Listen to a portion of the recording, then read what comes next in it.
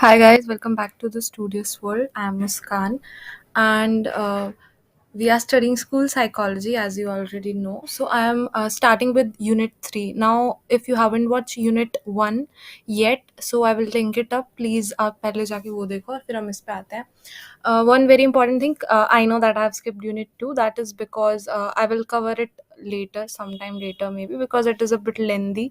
Another thing that I would like to add is this video is only for exam perspective. Okay, ये सिर्फ exam perspective से है. सो क्योंकि अब बहुत कम टाइम बचा है, आपको पता ही है, ऑलमोस्ट आ ही गया है एग्ज़ाम जो है आपका नेक्स्ट टू नेक्स्ट वीक है.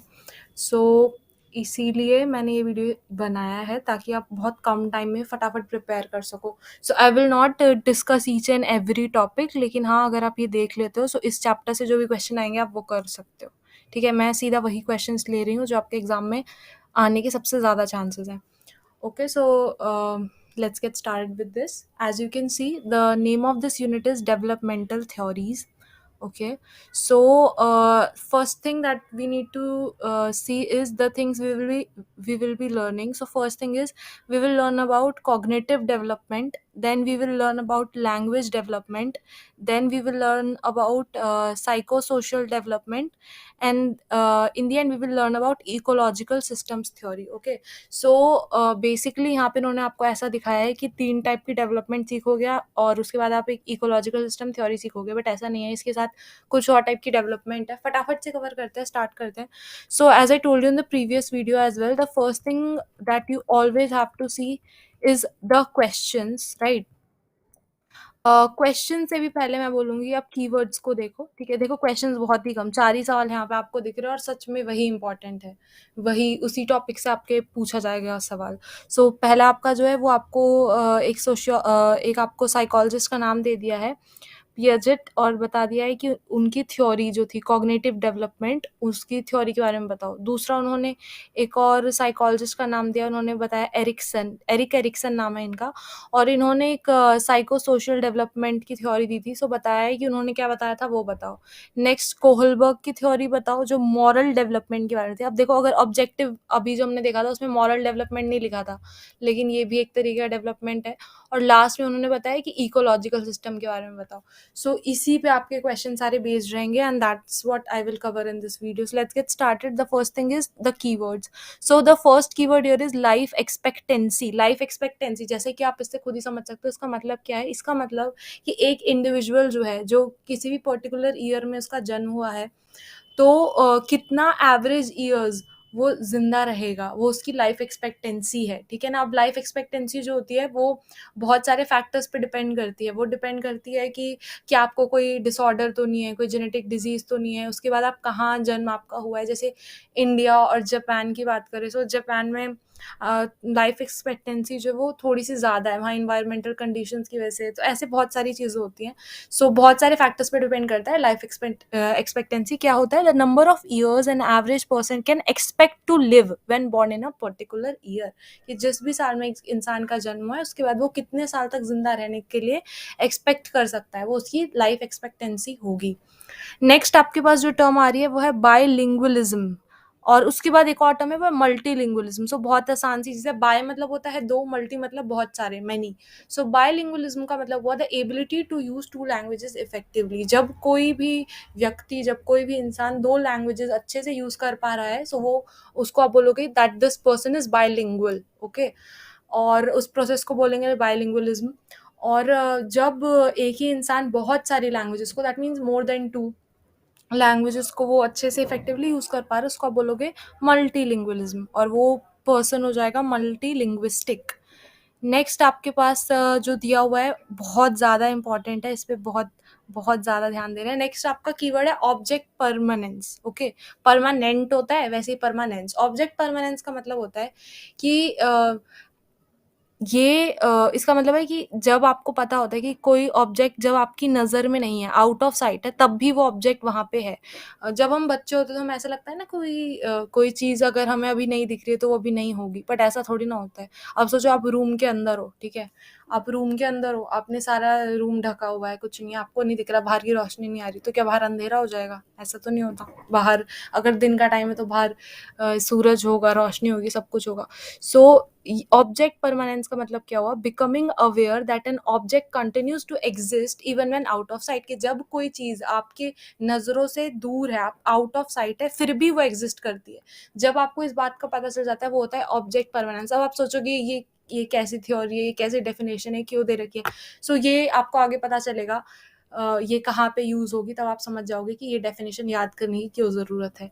नेक्स्ट आपके पास दे रखा है ऑपरेंट कंडीशनिंग। सो ये क्या है? ये एक मेथड है, ठीक है, जिसमें हम सीखते हैं, method of learning that provides for negative और positive re are a consequence of behaviour. ठीक है, ये एक मेथड है जिससे आपको ये समझ में आता है कि कोई भी इंसान जो है वो नेगेटिवली बिहेव करता है या पॉजिटिवली, ठीक है, वो जो बिहेव करता है, वो क्या होते हैं, वो कॉन्सिक्वेंसेस होते हैं, ठीक है, उसके बिहेवियर के, यानी कि कोई भी इंसान है, उसके बिहेवियर से आप डिसाइड करते हो कि उसको कैसे ट्रीट करना है, ठीक है, ये साइकोलॉजिस्ट यूज करते हैं, ठीक है। सो ये एक तरीके का क्या है, एक तरीके का मेथड है जिसमें कि आप क्या करते हो, आप नेगेटिव या पॉजिटिव री करते हो, ठीक है, यानी आप काम करते हो अलग अलग तरीकों से, नेगेटिव या पॉजिटिव तरीकों से। आप सोचते हो कि किस तरीके से इस पेशेंट को ट्रीट करना है। सो वो किस पे डिपेंड करता है? वो डिपेंड करता है कि उस पेशेंट का बिहेवियर कैसा है और उसके कॉन्सिक्वेंसेस कैसे होंगे जो आप मेथड यूज करोगे उसके। सो ये आपका हुआ ऑपरेंट कंडीशनिंग। मुझे पता है अभी ज़्यादा समझ में नहीं आया होगा ये वाला, अभी आप जैसे थ्योरी पढ़ोगे और ज़्यादा डिटेल में तो आपको और समझ में आने लगेगा। सो इसके बाद मैंने आपको बताया था नेक्स्ट थिंग जो भी हमें हमेशा पढ़ने थी होती है समरी। अब इसकी समरी है बहुत बहुत बहुत ज़्यादा ज़रूरी है, आधे से ज़्यादा चीज़ें यहीं कवर हो जाएंगी आपकी। So let's get started with the first thing. इन्होंने बताया है कि जो डेवलपमेंटल थ्योरिस्ट्स हैं और जो न्यूरो साइंस एक्सपर्ट्स हैं, उन्होंने एक बात बताई है, उन्होंने ये बताया है कि जो भी एक इंसान होता है उसकी लाइफ का सबसे इम्पॉर्टेंट समय होता है उसकी इन्फेंसी और चाइल्डहुड फेजेस। अगर उसकी इन्फेंसी और जब वो इन्फेंट स्टेज होता है उसका, और जो चाइल्डहुड फेज होता है, अगर उसमें उसका ढंग से ध्यान नहीं रखा गया, उसके अच्छे रिलेशनशिप्स बिल्ड नहीं किए गए, तो आगे जाके उसको लाइफ लॉन्ग डेवलपमेंट अफेक्ट होगी, ठीक है। ये बात किसने बताई? डेवलपमेंटल थ्योरिस्ट्स ने और न्यूरो साइंस एक्सपर्ट्स ने। नेक्स्ट आपका आता है कॉग्निटिव डेवलपमेंट, बहुत बहुत ज़्यादा ज़रूरी, इस पे आपका सवाल आएगा भी पेपर में, आप बहुत ज़्यादा चांसेस है। और इसके अलावा चैप्टर में हमने पढ़ा था 4 ऑब्जेक्टिव में पहला ऑब्जेक्टिव यही था। सो कॉग्निटिव डेवलपमेंट में हम ये पढ़ते हैं कि कोई भी जो इंसान होता है वो किस तरीके से किसी भी चीज़ की नॉलेज को एक्वायर करता है, सीखता है, उसको ऑर्गेनाइज्ड वे में स्टोर करता है और बाद में उस नॉलेज को यूज़ करता है। किस चीज़ में यूज़ करता है? इन इंटरैक्शन विद द वर्ल्ड, ठीक है, यानी कि आप किस तरीके से इंटरैक्शन वाली नॉलेज को सीखते हो, उसको ऑर्गेनाइज करके स्टोर करते हो और फ्यूचर में यूज़ करते हो, इसको बोला जाता है कॉग्निटिव डेवलपमेंट, ठीक है। सो अभी इनका नाम हमने नीचे भी पढ़ा था, क्वेश्चन में आया था, ठीक है। जॉन पियाजेट जो थे वो कौन थे? वो एक साइकोलॉजिस्ट थे, जो पायोनीर यानी सबसे पहले साइकोलॉजिस्ट थे जिन्होंने कॉग्निटिव डेवलपमेंट के ऊपर काम किया था, इसमें उन्होंने कॉन्ट्रीब्यूशंस दिए थे। सो इन्होंने एक चीज़ पे बहुत एम्फेसाइज किया था, इन्होंने बताया था importance of interaction of child with objects in the surrounding, ठीक है, कि एक जो बच्चा है अगर आपको उसके अंदर कॉग्निटिव डेवलपमेंट लाना है, यानी आपको उसको सिखाना है कैसे दुनिया के साथ इंटरेक्ट करना है और कैसे इस नॉलेज को स्टोर करना है, यूज़ करना है।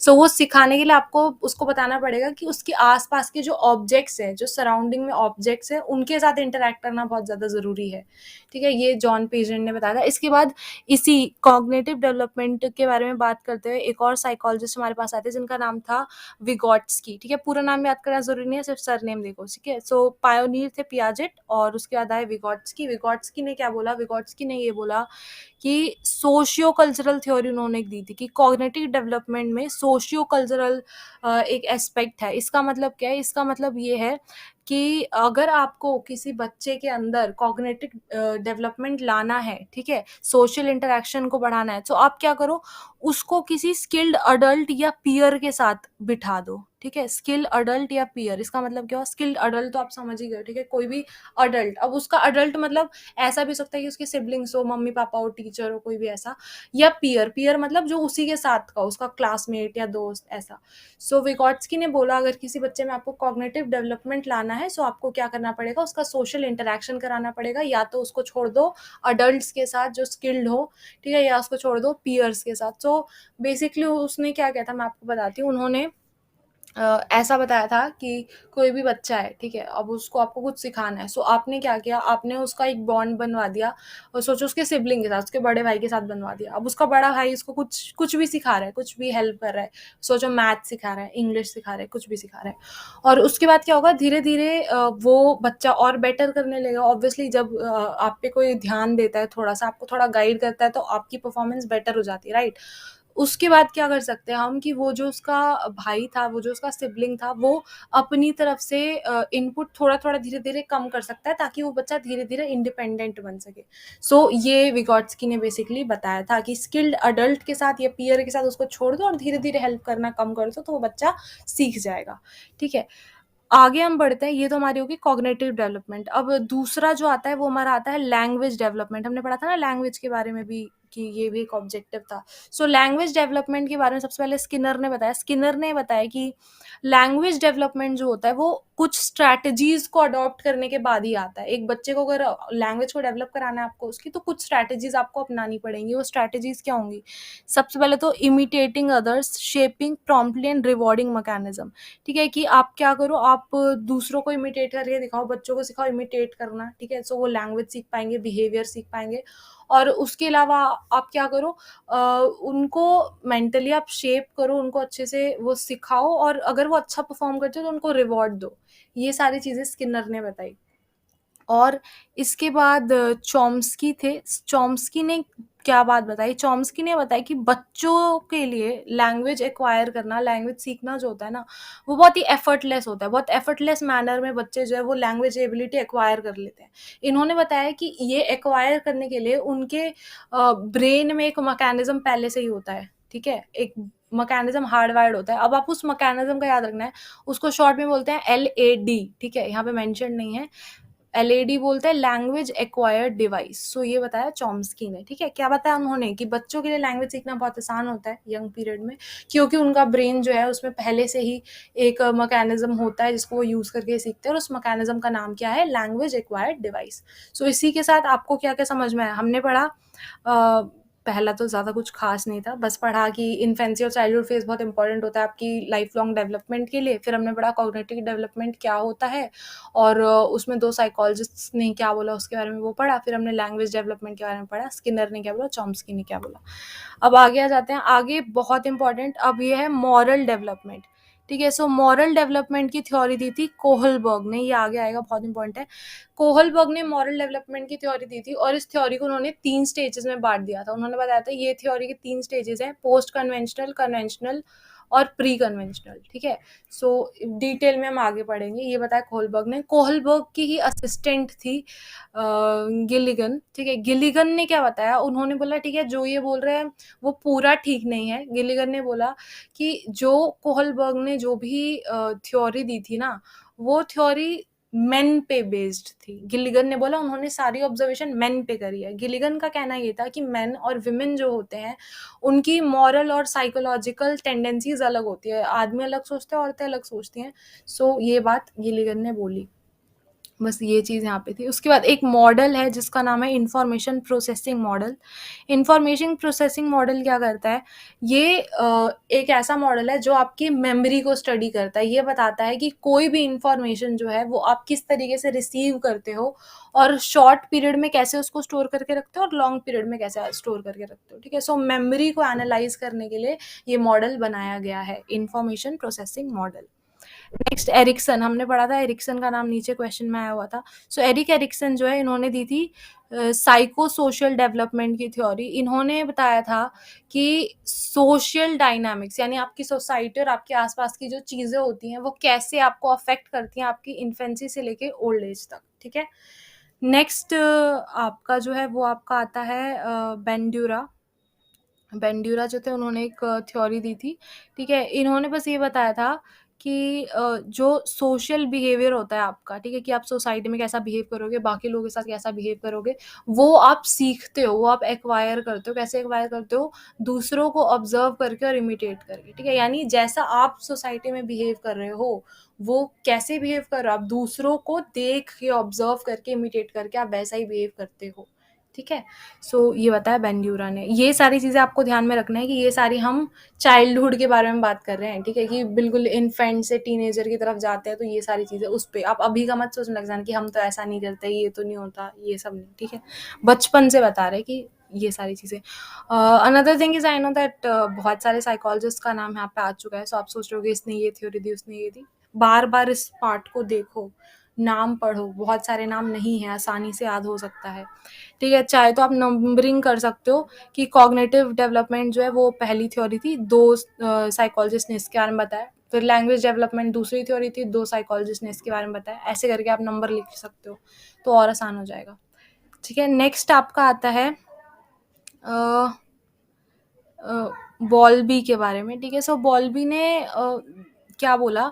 बॉल्बी ने बताया कि अगर आप बच्चों को जो है बेसिक चीज़ों से दूर रखोगे, यानी basic social, emotional, relationship need से दूर रखोगे, तो ये चीज़ आपको उनके बड़े होने के बाद दिखेगी। यानी अगर कोई बच्चा बचपन में उसको अच्छे से ट्रीट नहीं किया जा रहा है, अच्छी चीज़ें नहीं सिखाई जा रही है, उसको सोशली हेल्प नहीं मिल पा रही है, उसके पेरेंट्स सपोर्ट नहीं कर रहे, फ्रेंडशिप ज़्यादा अच्छी नहीं, कुछ भी ऐसा नहीं है, तो जब वो बड़ा होगा उसके बाद आपको वो डिटैच्ड दिखेगा, वो बाद में भी रिलेशंस अच्छे नहीं बना पाएगा। सो ये बताया बॉल्बी ने।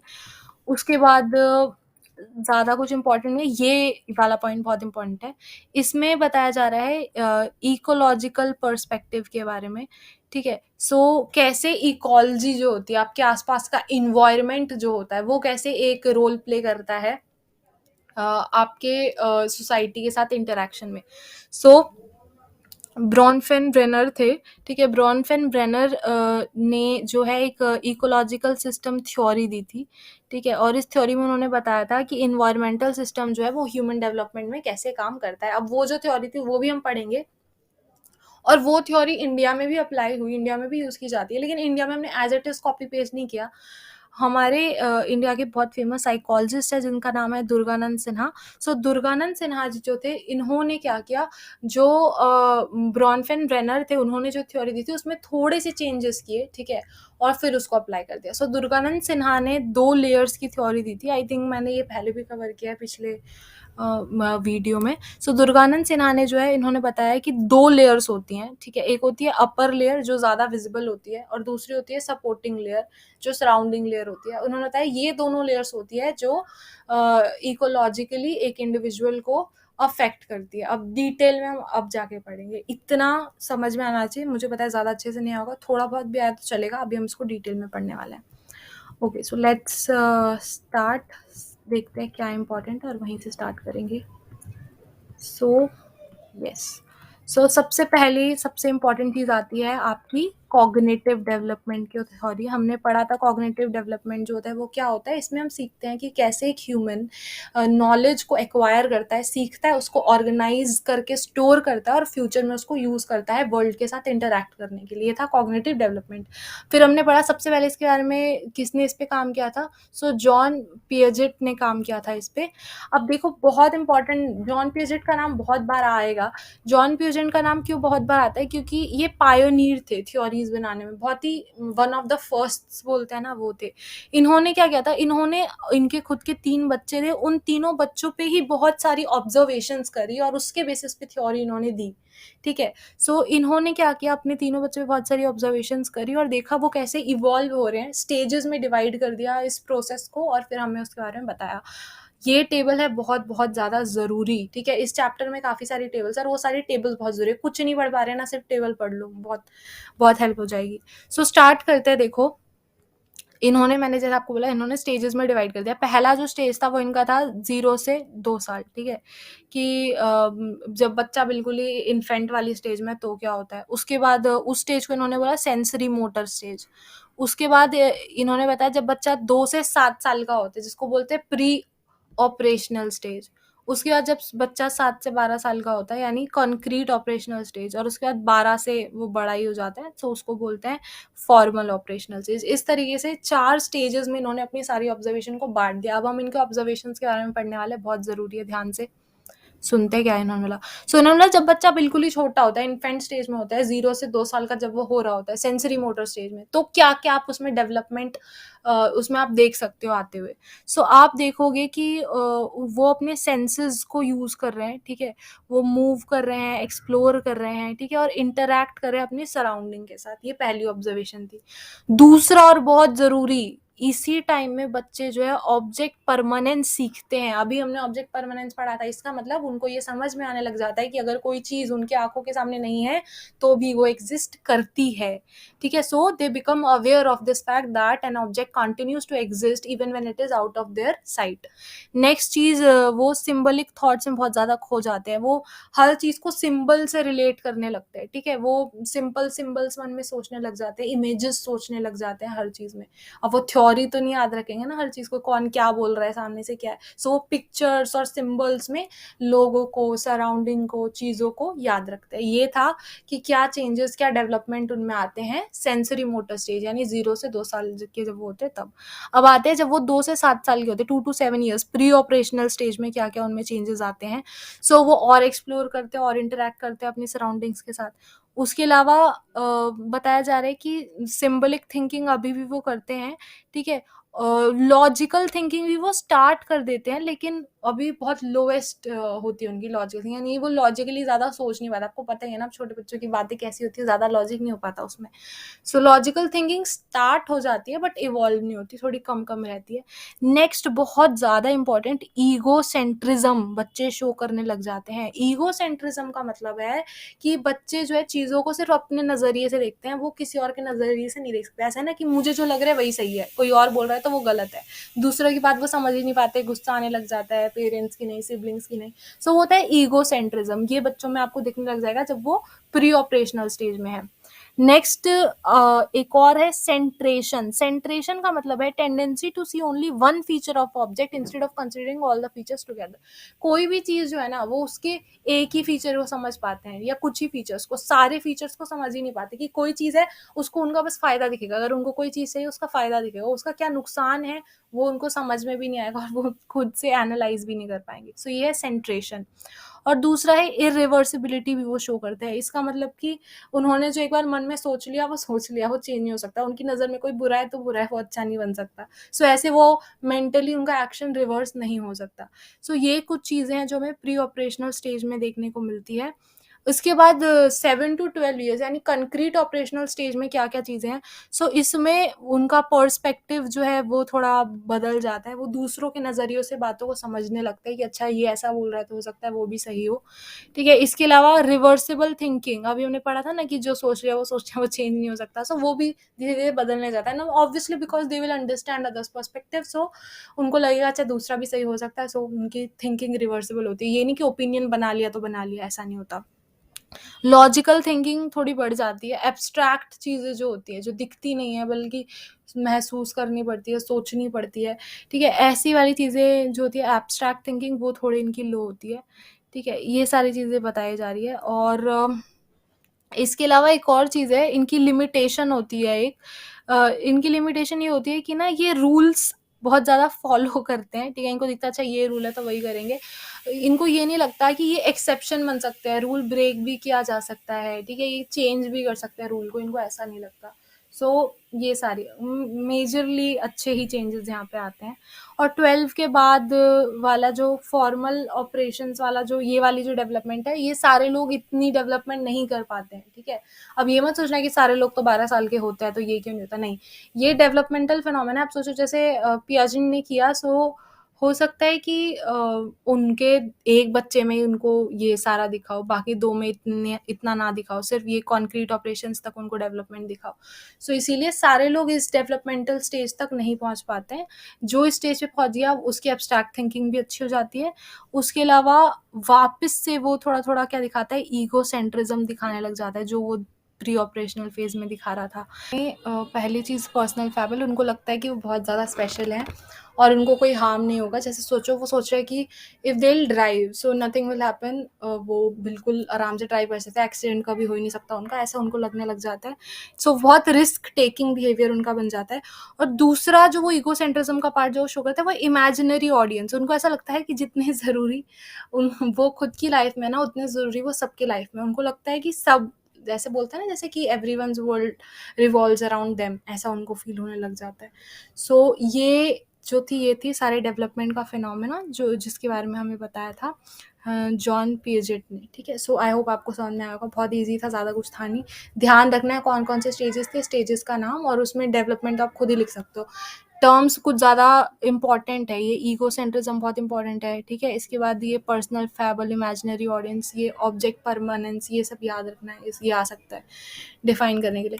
इसके बाद ज़्यादा कुछ नहीं है। विगोट्स्की का मैंने आपको पहले ही बता दिया था कि इसमें वो क्या बताते हैं। इसमें बताते हैं कि आप बच्चे को हाईली स्किल्ड अडल्ट के साथ, सिबलिंग के साथ, किसी के साथ भी बिठा दो और फिर धीरे धीरे क्या करो, ग्रेजुअली उनकी हेल्प जो है उसको विदड्रॉ करते रहो, तो वो आपका थोड़ा ज़्यादा डेवलप हो जाएगा बच्चा। सो इन्होंने ना एक जोन बताया था, इन्होंने बताया था एक होता है जोन ऑफ प्रॉक्सिमल डेवलपमेंट।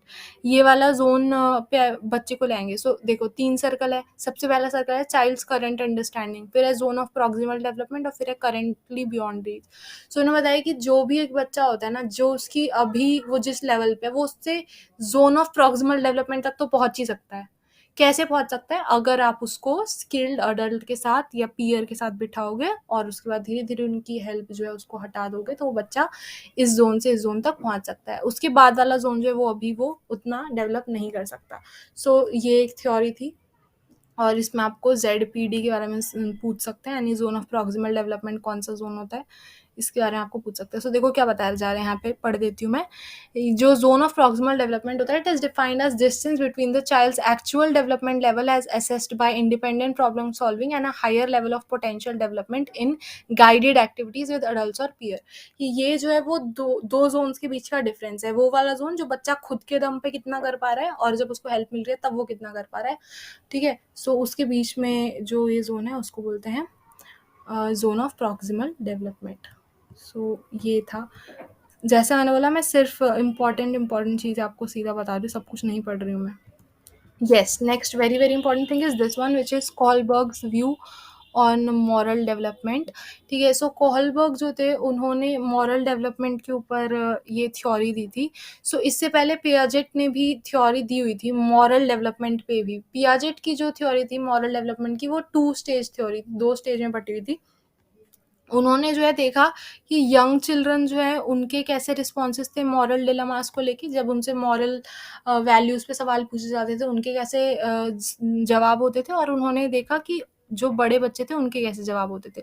सो बस इन दोनों स्टेजेस पे उन्होंने बांट दिया कि अच्छा, बचपन में ऐसे सोचते हैं, बड़े होके ऐसे सोचते हैं। इन 2 स्टेजेस पे पियाजेट ने करा था। लेकिन कोहलबर्ग का इनसे काफ़ी अलग था। कोहलबर्ग ने बहुत डिटेल में दिया था। यहाँ पे आपको दिख रहा है 3 लेवल्स में इन्होंने बांट दिया मॉरल डेवलपमेंट को। फटाफट से देखते हैं क्या-क्या लेवल्स हैं। सो कोहलबर्ग ने बताया, सबसे पहले लेवल 1 जो है उसको हमने पढ़ा था ना, प्री कन्वेंशनल मोरालिटी। उसके बाद हमने पढ़ा था कन्वेंशनल होगा लेवल 2, और थर्ड होगा पोस्ट कन्वेंशनल। सो अब एक-एक करके सबको समझते हैं। देखो, हर एक लेवल जो है वो आगे 2-2 स्टेजेस में बटा हुआ है। So total 6 stages are there. So सबसे पहले जो प्री कन्वेंशनल मोरालिटी होती है वो होता है स्टेज 1, यानी ओबीडियंस एंड पनिशमेंट। सो जब बच्चे इस वाली स्टेज में होते हैं ना, तो आप उनसे कोई भी मॉरली उनको क्या करना चाहिए, सो वो बस ये सोचते हैं कि पनिशमेंट ना मिले। ठीक है, सो उनके डिसीजंस जो होंगे वो पनिशमेंट ओरिएंटेड होंगे। ठीक है, कि मुझे क्या करना चाहिए, मुझे आज छुट्टी ले लेनी चाहिए या नहीं लेनी चाहिए, तो वो सोचेंगे क्या मुझे इस पे डांट पड़ सकती है, पनिशमेंट तो नहीं मिल जाएगी। अगर उनको लगता है जिस पे पनिशमेंट मिलेगी, सो उसका उल्टा काम करते हैं। सो स्टेज 1 जो होता है प्री कन्वेंशनल मोरालिटी, इसमें बच्चे क्या करते हैं, इसमें वो पनिशमेंट के टर्म्स से सोचते हैं, और इससे आपको पता चलता है आपका बच्चा कितना ओबीडियंट है, कितनी वो आपकी बात सुनता है। इसीलिए इसको बोलते हैं obedience and punishment orientation. Stage 2 होता है इंडिविजुअलिज्म एंड एक्सचेंज। इस स्टेज में आके बच्चे को थोड़ा थोड़ा रियलाइज होने लग जाता है कि नहीं, एक से ज्यादा बातें भी सही हो सकती है। ये नहीं कि एक इंसान जैसा सोच रहा है उसी का व्यू ठीक है, दूसरे का पॉइंट ऑफ व्यू भी ठीक हो सकता है। सो इस स्टेज पे आते थे बच्चा समझ जाता है कि okay, more than one thing can be correct at one time. लेकिन अभी भी वो सोचेगा इसी हिसाब से, डिसीजन इसी हिसाब से लेगा कि वो पनिशमेंट को अवॉइड कर सके। Okay, so yes, they start recognising things and उनको समझ में आने लग जाता है एक से ज़्यादा चीज़ सही हो सकती है, कि शायद मैं भी सही हूँ, मम्मी भी सही है, लेकिन हाँ ऐसा करता है जो मम्मी बोल रही है, कि नहीं तो पनिशमेंट मिलेगी। सो उनको बातें और ज़्यादा समझ में आने लगती है वाइडर स्पेक्ट्रम में, लेकिन वो सोचेंगे अभी भी, करेंगे वही जो जिससे उनको पनिशमेंट ना मिले। ये था level 1 pre conventional morality. Level 2, level 2 का पहला स्टेज है गुड इंटरपर्सनल रिलेशनशिप, यानी उनकी मॉरल रिस्पॉन्सिबिलिटी सारी की सारी आ जाती है कि रिलेशनशिप अच्छी बना के रखनी है, किसके साथ, फ्रेंड्स के साथ भी, फैमिली के साथ भी, सोसाइटी में भी, ये वो सोचने लगते हैं कि मेरी मॉरल रिस्पॉन्सिबिलिटी ये है। स्टेज 4 जो है उसमें वो सोचने लगते हैं कि सोशल ऑर्डर मेंटेन करके रखना है, जो भी लॉ है, ऑर्डर है, सोसाइटी है, उसकी रिस्पेक्ट करनी है और सारे रूल्स फॉलो करना है, बेसिकली ये वो मानने लग जाते हैं। सो ये थे 2 लेवल। लेवल 1 जो है उसमें थोड़ा ज़्यादा चीज़ें आपको ध्यान में रखना है। लेवल 1 का स्टेज 1 था obedience and punishment orientation. Stage 2 था इंडिविजुअलिज्म एंड एक्सचेंज। फिर कन्वेंशनल मोरालिटी का पहला स्टेज था गुड इंटरपर्सनल रिलेशनशिप और दूसरा था maintaining the social order. Level 3 है पोस्ट कन्वेंशनल मोरालिटी। सो इसमें आता है social contrast and individual right. So यहाँ तक आते आते बच्चों को समझ में आने लग जाता है कि एक इंसान के क्या क्या राइट्स होते हैं। सो वो बेसिक ह्यूमन राइट्स के बारे में सोचने लग जाते हैं और वो सोचते हैं कि हमें क्या क्या डेमोक्रेटिक प्रिविलेजेस मिले हैं, क्या क्या नहीं मिले। सो उसके ऊपर वो सोचने लग जाते हैं। और लास्ट है यूनिवर्सल प्रिंसिपल। वो देखते हैं कि सबको इंटरनेशनल लेवल पे क्या क्या प्रॉब्लम्स फेस करने पड़ रहे हैं, क्या क्या चीज़ें मिली है, जैसे वो इक्वालिटी, जस्टिस, डिग्निटी, इन सब चीज़ों पे ज़्यादा ध्यान देते हैं और वो देखते हैं कि सच में क्या राइट है और क्या जस्ट है, ठीक है, यानी फेयर डिसीजंस वो लेने लग जाते हैं। सो ये था कि किस तरीके से वो मॉरली बच्चे जो है वो डेवलप करते हैं। किसने थ्योरी दी थी? कॉहलबर्ग ने ये थ्योरी आपकी दी थी। और मैंने आपको बताया था थोड़ी देर पहले, अगर आपको याद हो, कि गिलिगन जो थी वो इन्हीं की असिस्टेंट थी और उनको लगता था ये सारा ऑब्जर्वेशंस तो मैन पे बेस्ड थी। सो इनको लगता था कि नहीं, मैन और वुमेन जो है, यहाँ पे लिखा है man and women have different moral psychological tendencies. So इसीलिए उन्होंने ये बोला कि जो मेन होते हैं वो तो रूल्स और जस्टिस के बारे में सोचते हैं, लेकिन विमेन जो होती है वो केयर और रिलेशनशिप्स पे ज़्यादा ध्यान देती हैं। सो हो सकता है कि वो उनका जो डिसीजन हो वो जस्टिस या फेयर, आपको ऐसा नहीं लगे कि बिल्कुल जस्ट डिसीजन है या फेयर डिसीजन है, लेकिन हाँ वो रिलेशनशिप बना के रखना चाहेंगे किसी के साथ भी। सो उसके लिए हो सकता है वो थोड़ा हार्मफुल भी डिसीजन ले ले। सो ये बोला गिलिगन ने। आगे आ जाते हैं, देखते हैं और क्या इम्पोर्टेंट चीज़ें हैं। सो ओके, ये टेबल आप कवर कर सकते हो, मैं इसको नहीं कवर कर रही हूँ यहाँ पे, लैंग्वेजेस वाली टेबल को। ओके, यस, नाउ सीधा इस पे आ रही हूँ मैं। ऑलमोस्ट आपका चैप्टर खत्म हो जाएगा इसके बाद, which is ecological systems theory. So ecology आपको पता है, इसका मतलब होता है कि बायोलॉजिकल जो फॉर्म्स होती है उनकी कैसे रिलेशनशिप होती है इन्वायरमेंट के साथ, उसको इकोलॉजी बोलते हैं। इकोलॉजिकल सिस्टम्स थ्योरी में बेसिकली आपको ये बताया जाएगा कि किस तरीके से आपका जो इन्वायरमेंट है वो आपको फिज़िकली, मेंटली कैसे अफ़ेक्ट करता है, कैसे अच्छा बना सकता है, ठीक है? सो ये सारी बातें इसमें करी गई। सो हमने अभी थोड़ी देर पहले पढ़ा था, ब्रॉनफेन-ब्रेनर जो थे, इन्होंने इकोलॉजिकल थ्योरी दी थी। मैंने आपको बताया था कि बहुत ही अच्छी थ्योरी थी, बहुत ही थोड़ी बड़ी थ्योरी थी। सो ये इंडिया में भी इसको यूज़ किया गया, लेकिन थोड़े चेंजेस करके। सो इन्होंने, दुर्गानंद सिन्हा जी ने इसको थोड़ा चेंज करके यूज़ किया था। इन्होंने इसको बना दिया मॉडल ऑफ डेप्रिवेशन। सो पहले हम ओरिजिनल थ्योरी पढ़ते हैं जो कि ब्रॉनफेन ब्रेनर ने दी थी। सो ब्रॉनफेन ब्रेनर जो थे, इन्होंने अलग अलग लेवल्स बना दिए थे, ठीक है, और इन्होंने बताया किस तरीके से ये लेवल्स जो है किसी बच्चे को अफेक्ट करता है। सो बेसिकली हम, ये आपको एक डायग्राम दिख रहा है, ये भी आप बना के आ सकते हो, फ्लो चार्ट। सो देखो यहाँ पे आपको दिखाया कि चाइल्ड है, ठीक है, इसको बोला जाएगा इंडिविजुअल लेवल, ठीक है। फिर जो चाइल्ड की फैमिली होती है या फ्रेंड्स होते हैं उसको बोला जाएगा माइक्रो सिस्टम, कि ये उसका माइक्रो सिस्टम है, ठीक है। फिर उसके बाहर की जो सेटिंग होगी उसको बोलेंगे मीजो सिस्टम, और उसके बाहर की भी जो सेटिंग होगी, बहुत दूर वाली सेटिंग, उसको बोलेंगे नेबरहुड। सो आप ये मत सोचो कि जो चाइल्ड है वो सिर्फ फैमिली से अफेक्ट हो रहा है और ज़्यादा बाहर की चीज़ों से अफेक्ट नहीं हो रहा, ऐसा नहीं होता। ये सारे सर्कल से वो किसी ना किसी तरीके से डायरेक्टली या इनडायरेक्टली अफेक्ट होगा। अब मैं क्या बोल रही हूँ वो आपको समझ में आएगा जब हम ये सारे लेवल्स पढ़ेंगे। So let's get start with this. So level 1 इसमें होता है इंडिविजुअल, यानी जिसकी हम बात कर रहे हैं। सो इंडिविजुअल का सबसे इंपॉर्टेंट रोल होता है ठीक है? कि किस तरीके से वो अपने रिलेशनशिप्स को बना के रखें एनवायरनमेंट के साथ, सोसाइटी के साथ ऑब्वियसली। लेवल 2 पे आ जाते हैं, लेवल 2 होता है माइक्रो सिस्टम। माइक्रो सिस्टम का मतलब कि आपके इन इमीडिएट एनवायरनमेंट में कौन-कौन है, आप डायरेक्टली किस-किस के कॉन्टैक्ट में जो आपको सबसे ज़्यादा अफ़ेक्ट कर रहा है। सो इसमें आपके सारे फैमिली मेंबर्स, टीचर्स, फ्रेंड्स सब आ जाते हैं, ठीक है? कि जिनके कुछ भी बोलने से, करने से, डिसीजन से आप पे इमीडिएट इफेक्ट पड़ने वाला है। सो ये सारे आपके माइक्रो सिस्टम में हुए। थर्ड होता है आपका मीजो सिस्टम। मीजो सिस्टम होता है जहाँ पे 2 माइक्रो सिस्टम्स इंटरैक्ट करते हैं या मल्टीपल माइक्रो सिस्टम्स इंटरैक्ट करते हैं, ठीक है? सो ये आपका हो सकता है जैसे कि relationship between childs, friends and parents, ठीक है? अब आपके फ्रेंड्स भी आपका माइक्रो सिस्टम है, आपके पेरेंट्स भी आपका माइक्रो सिस्टम है। सो दोनों के बीच में कैसे रिलेशनशिप है? ऐसा होता है ना कि सोचो जो आपका बेस्ट फ्रेंड है, अब आपके पेरेंट्स को वो नहीं पसंद, तो इसकी वजह से अब आपकी दोनों तरफ लड़ाई हो सकती है या हो सकता है एक तरफ हो जाए। सो ये आपको अफेक्ट कर रहा है। सो इसीलिए मीजो सिस्टम में क्या होता है, जो आपके वेरियस माइक्रो सिस्टम्स थे वो इंटरैक्ट करने लगते हैं। एक्सो सिस्टम क्या होता है? एक्सो सिस्टम का मतलब हुआ कि इनडायरेक्टली वो आपसे कनेक्टेड होगा। जैसे फॉर एग्जांपल इसमें हम बात कर सकते हैं कि जो आपके पेरेंट्स हैं, ठीक है? उनके जो बॉस है, ठीक है? या उनके जो ऑफ़िस वाले हैं, अब उनका कुछ ना कुछ तो इफ़ेक्ट होगा ना। आप पे सोचो कि आपको अपनी फैमिली के साथ टाइम स्पेंड करना था, कोई फेस्टिवल था, लेकिन उनको छुट्टी नहीं मिली, उनको ऑफ़िस जाना पड़ रहा है। तो अब क्या होगा? उनको ऑफ़िस जाना पड़ा, इसकी वजह से आप उनके साथ टाइम स्पेंड नहीं कर पाए, आपका बॉन्ड थोड़ा-सा खराब हो गया, है ना? सो इनडायरेक्टली जो उनका ऑफ़िस है, वो आपको अफ़ेक्ट कर रहा है। सो ये हुआ एक्सो सिस्टम। और लास्ट आपका जो आता है, वो आपका आता है मैक्रो सिस्टम। सो मैक्रो सिस्टम, मैक्रो मतलब बड़े लेवल पे हम बात करते हैं, एग्रीगेट लेवल पे बात करते हैं। सो मैक्रो सिस्टम में आपका आ जाता है सारी सिस्टम से जो बाहर की चीज़ें, यानी कल्चरल, रिलीजियस और आपका मतलब एजुकेशन और ये सब देखने लगता है कि आपको सोसाइटी में क्या फैसिलिटीज़ मिली हुई हैं और वो आपको किस तरीके से अफ़ेक्ट करती है कि क्या आपके पास काफ़ी पैसा है, आपकी एजुकेशन क्या अच्छी है, आपकी फैमिली की एजुकेशन अच्छी है, ठीक है? आपका रिलिजन क्या है, कास्ट क्या है, ये सारी चीज़ें। सो ये भी आपको किसी न किसी तरीके से अफ़ेक्ट करती ही है, राइट? सो इसीलिए ये लास्ट में आता है। सो ये आपका था कि अलग-अलग तरीके से कैसे चीज़ें आपको अफ़ेक्ट करती हैं। सो ये लेवल्स में डिवाइड करके बहुत ही अच्छी थ्योरी ब्रॉनफेन-ब्रेनर ने दी थी। और इसमें आपको टेबल भी बना के आना पड़ेगा, डायग्राम भी ये वाला बना के आना पड़ेगा। इसी को मैंने आपको बोला कि इंडिया में अडॉप्ट किया गया था, दुर्गानंद सिन्हा जी ने किया था, थोड़े से चेंजेस करके। इसको बोला गया दुर्गानंद सिन्हाज़ मॉडल ऑफ डेप्रिवेशन। सो दुर्गानंद सिन्हा जो थे, उन्होंने इसको अडॉप्ट किया। इसमें इन्होंने क्या बताया, इन्होंने बताया कि 2 लेयर्स में इन्होंने बना दिया इस थ्योरी को। जैसे कि मैंने पहले बताया था, फर्स्ट लेयर जो थी वो थी अपर लेयर और ज़्यादा विजिबल लेयर, और दूसरी लेयर थी आपकी सपोर्टिंग या सराउंडिंग लेयर। सो अपर लेयर वो वाली लेयर हुई जो सीधा उसको इंडिविजुअल को अफेक्ट कर रही है, जैसे कि हमने अभी पढ़ा भी था यहाँ पे ऊपर, माइक्रो सिस्टम जो था बेसिकली। सो वही, सो इसमें आपका घर आ गया, स्कूल आ गया, ठीक है? ये सारी चीज़ें आ गई।